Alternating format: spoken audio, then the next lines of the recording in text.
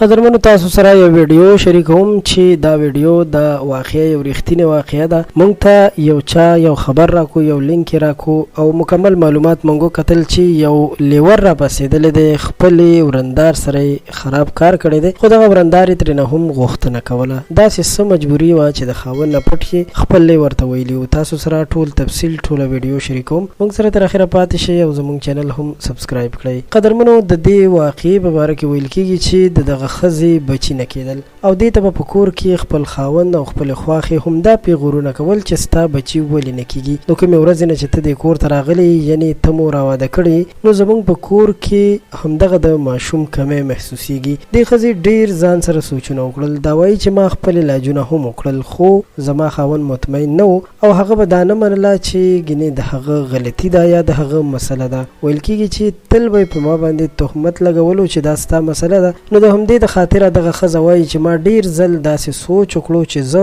یو چا سره داسې کار وکړم چې زما اولاد پیدا شي، خو بیا به هم د دې نه یریدله چې زه به بیا الله پاک ته څه جواب ورکوم. خو اخر حالت تر دې حده راورسېدو چې خاوند یې ورته دمکي ورکړله چې که ستا دې کال هم اولاد پیدا نه شو نو زه به تا ته طلاق درکم. د همدغه ویرې له وجې دا ښځه وایي چې ما نور یو داسې قدم اوچت کړو چې د هغې دپاره ما د خپلو ارمانونو قرباني ورکړه. وایي چې ما د خپل لیور سره ناروا کار وکړو او د هغې نه پس چې کله دا ښځه حامله شوله او بیا د دې اولاد پیدا شو، نو وایي چې زموږ په کور کې ډېره زیاته خوشحالي وه. خو وایي چې زما خاوند بدبخته نه پوهېدو چې دا د خپل زوی نه دی. که چېرته خپل خاوندان ښځو سره کوپریشن وکړي، د هغوی خبره ومني، یا که ښځه یا خاوند کې مسله وي هغوی خپل علاج وکړي، نو هیڅکله به هم داسې واقعیات او داسې دردونکي حالات مخې ته نه راځي.